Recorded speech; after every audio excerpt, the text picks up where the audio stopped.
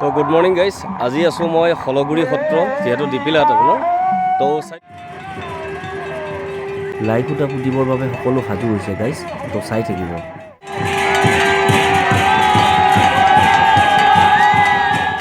शुभां सस्तनभिर्यस्मदेवहितं जदायुः।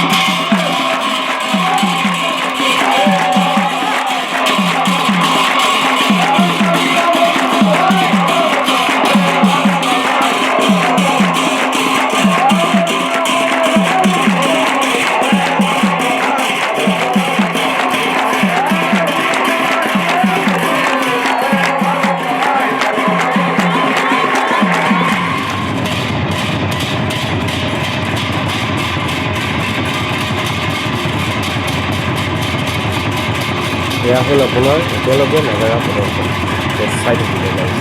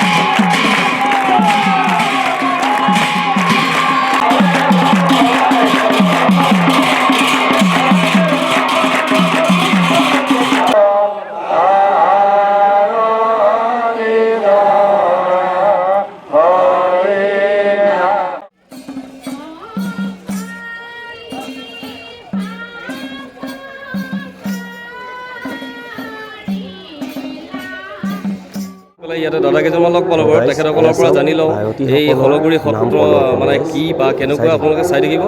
তো এয়া চাওক, মোৰ লগত আছে দাদাসকল। তো দাদা নমস্কাৰ। হয় নমস্কাৰ, আপোনাকো নমস্কাৰ। তো ঠিক আছে দাদা, এই হলগুৰি সত্ৰৰ বিষয়ে অলপ আপোনাৰ পৰা ধৰক ৰাইজে হাজাৰ হ'লেও জানিব বিচাৰে, তো আপুনি অলপ জনালে ভাল হৈছিলে। আৰু হলগুৰি সত্ৰখন 1821 চনতে আমাৰ নগাঁও জিলাৰ পৰা মহাপুৰুষ শংকৰদেৱৰ বংশধৰে আহি ইয়াত স্থাপন কৰিছিল। আমাৰ হলগুৰি সত্ৰখন সম্পূৰ্ণ বৈষ্ণৱ মহাপুৰুষীয় পন্থাৰে প্ৰতিষ্ঠিত এখন সত্ৰ। আজি 200 বছৰ আগতে এই সত্ৰখন স্থাপন হৈছিলে। আমি এই অঞ্চলৰ মানুহে এই সত্ৰখনৰ পৰা বহুত আধ্যাত্মিকভাৱে বহুত উৎসাহ উদ্দীপনা পাইছোঁ। সত্ৰখনে আমাক বহুত আগুৱাই লৈ গৈছে। এই অঞ্চলৰ সাহিত্য সংস্কৃতিৰ ক্ষেত্ৰত এই সত্ৰখনিৰ অৱদান বহুত যথেষ্ট। ইতিমধ্যে আমাৰ 200 বছৰ 2021 চনতে যদিও আমি প্ৰতিষ্ঠা পাতিব লাগিছিল, কিন্তু কোভিড প্ৰট'কলৰ কাৰণে, কৰোণা মহামাৰীৰ কাৰণে আমি সেই অনুষ্ঠানটি আড়ম্বৰপূৰ্ণভাৱে কৰিব নোৱাৰিলোঁ। সেয়ে এই 2023 বৰ্ষত অহা 24, 25, 26 মাৰ্চত তিনিদিনীয়া বৰ্ণাঢ্য কাৰ্যসূচীৰে আমি অনুষ্ঠানখনি পাতিবলৈ মন মেলিছোঁ। সেয়ে আজি 5 ফেব্ৰুৱাৰী তাৰিখে এই অনুষ্ঠানেৰে আপোনাৰ আৰম্ভণি হিচাপে লাইভ খুঁটা স্থাপন ইতিমধ্যে হৈ গ'ল। আমি ইতিমধ্যে লাইখুটা স্থাপন কৰিলোঁ। সকলোৱে আমাক বহুত সঁহাৰি জনাইছে। ভৱিষ্যত দিনতো আমাক অনুষ্ঠানভাগী সাফল্যমণ্ডিত কৰাত সকলোৱে সহযোগ কৰিব বুলি আমি আশা কৰিছোঁ। আমাৰ সত্ৰখনি গৌৰৱ উজ্জ্বল গোটেই ভৱিষ্যৎকালটো যাতে আমাৰ উত্তৰ পুৰুষেও এই সত্ৰখনিক লৈ গৌৰৱ কৰিব পাৰে। আমি যেনেকৈ আজি গৌৰৱ কৰিছোঁ গোটেই সত্ৰখনিক লৈ আমাৰ এই অঞ্চলবাসী পশ্চিম দৰঙৰ অঞ্চলবাসী গৌৰৱান্বিত, নৱপ্ৰজন্মই যাতে গৌৰৱান্বিত হ'ব পাৰে তাৰ বাবে আমি দিগুৱাই যাব পাৰিম বুলি আশা কৰিছোঁ। হয়, ধন্যবাদ দাদা। আপোনাৰ দাদা আৰু এজন আছে, তেখেতৰ লগতো আপোনালোকক মই চিনাকি কৰাই দিছোঁ। তো দাদা আপুনি হয়, তো আপুনি অলপমান কৈ দিয়ক মানে অসমৰ ৰাইজক মহাপুৰুষ শ্ৰীমন্ত শংকৰদেৱে অসমত প্ৰচলিত যি সামাজিক ব্যৱস্থাৰ ফলত মানুহ ক্ষতিগ্ৰস্ত হৈছিল তাৰে পৰিকল্পনা কৰি পৰিত্ৰাণ পাবৰ কাৰণে ইয়াতে এটা গোটেই অসমতে এটা ব্যৱস্থা ৰাখিছিল যে সকলো মানুহে একান্তভাৱে একত্ৰিত হৈ সমাজখনক লগতে দেশখনক আগুৱাই নিব পৰাকৈ এটা আধ্যাত্মিকভাৱেৰে সংস্কাৰিত হওক। তাৰে আধ্যাত্মিক কেন্দ্ৰস্বৰূপে তেখেতে বিভিন্ন স্থানত সত্ৰসমূহ স্থাপন কৰিছিল।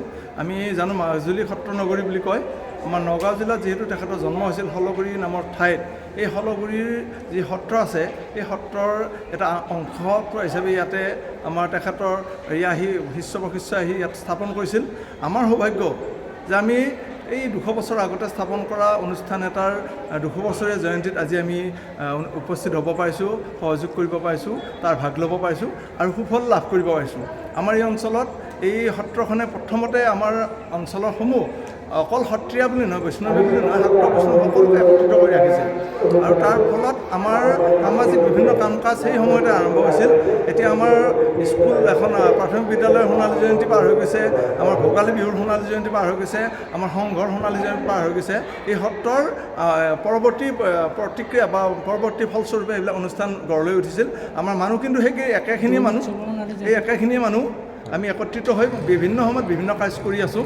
আমাৰ এই বিষ্ণু ভক্তিৰ লগত সংগতি ৰাখি যিটো আমাৰ দৌল উৎসৱ হয়, দৰঙৰ ঐতিহ্যমণ্ডিত দৰঙৰ একমাত্ৰ অনুষ্ঠান দৌল উৎসৱো আমাৰ ইয়াতে অনুষ্ঠিত হৈ 60 বছৰ সোণালী জয়ন্তী পাৰ হৈ গৈছে ইতিমধ্যে। তেনেকুৱা ধৰণৰ বিভিন্ন ধৰণে সাংস্কৃতিক দিশত আগবঢ়াই নিয়াত, আধ্যাত্মিক দিশত আগবঢ়াই নিয়াত এই সত্ৰখনে আমাক প্ৰভূত অৱদান আগবঢ়াইছে। তাৰ কাৰণে আমি সত্ৰৰ প্ৰতিষ্ঠাপক লগতে আমাৰ প্ৰতিষ্ঠাপকৰ এই ভূমিদাতা সকলোলৈ আমি প্ৰণাম জনাইছোঁ, কৃতজ্ঞতা জনাইছোঁ।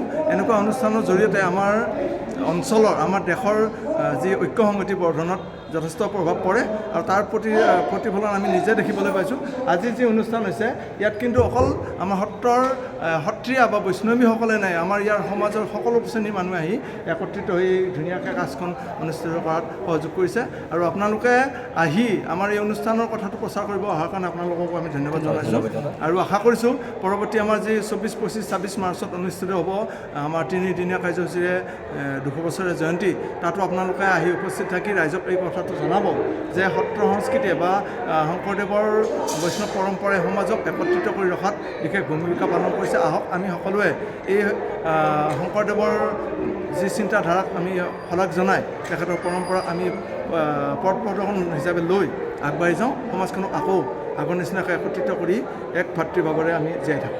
আমি এইখিনিতে আৰু এটা কথা আমি প্ৰকাশ কৰিব লাগিব, যদিও আমাৰ সত্ৰখন বেছিভাগ মানুহে শাক্ত মন্থাৰ, তথাপিও আমি এই সত্ৰখনক আমি কোনোদিনে পতীত কৰা নাই। মহাপুৰুষীয়া শাক্ত মন্থাৰ দামোদৰীয়া এই হিচাপত কোনোদিন পতীত কৰা নাই। আমাৰ সত্ৰ আমি শংকৰদেৱৰ আদৰ্শৰে গঠিত অসমীয়া হিচাপে শংকৰদেৱ এজন সমাজ সংগঠক, সাংস্কৃতিক দিশৰ সংগঠক, সাহিত্যিক সংগঠক, গোটেই দিশটো আমি চালি চাই আমি এই সত্ৰখনৰ লগত গোটেই মানুহখিনি জড়িত। আমি সকলো অংশীদাৰ। কিন্তু ইয়াত আমাৰ মহাপুৰুষীয়া দামোদৰীয়া বা শাক্ত মন্থাৰ লগত কোনো কথা নাই। আমি শংকৰদেৱৰ এই অকল ধৰ্মটোক বাদেও বাকীখিনিক আমি আঁকোৱালি লৈ সত্ৰখনক আগুৱাই লৈ গৈ আছোঁ। এইটো আমাৰ পৰম্পৰা আৰু ভৱিষ্যতে এইটো আমাৰ চলি থাকিব বুলি আমি আশাবাদী। হয়, ধন্যবাদ।